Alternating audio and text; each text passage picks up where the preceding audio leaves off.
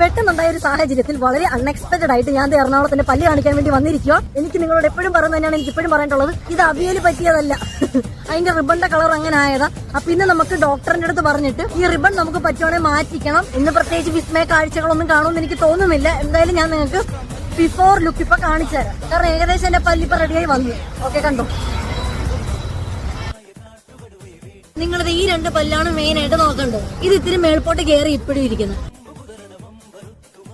ജാൻസ്, അപ്പൊ ഞാൻ പല്ലൊക്കെ കാണിച്ച് തിരിച്ച് വീട്ടിൽ വന്ന് ഇപ്പോഴാണ് ഞാൻ ഔട്ടർ എടുക്കുന്നത്. അപ്പൊ അവര് മേളിലിട്ടിരുന്ന ആ ഒരു സ്റ്റിക്കറിൽ, ഒരു മഞ്ഞ കളറിൽ, അത് അവരെടുത്ത് മാറ്റി. ഇതേ നോക്കി, അത് മാറ്റിയപ്പോ തന്നെ ഇവിടെ ചെറുതായിട്ടൊരു ഗ്യാപ്പ് പിന്നെയും വന്നു. പിന്നെ ഈ പ്രാവശ്യം ചെയ്ത ട്രീറ്റ്മെന്റ് എന്താന്ന് വെച്ചിട്ടുണ്ടെങ്കിൽ താഴത്തെ ഈ പല്ല് കണ്ടത് ഇത് ഇങ്ങോട്ട് വലിച്ചു നീക്കാൻ വേണ്ടിട്ട് ഇവിടെ ഒരു ആഷ് കളറിലെ റിബൺ കെട്ടിയിട്ടുണ്ട്. Love you all, bye Jans.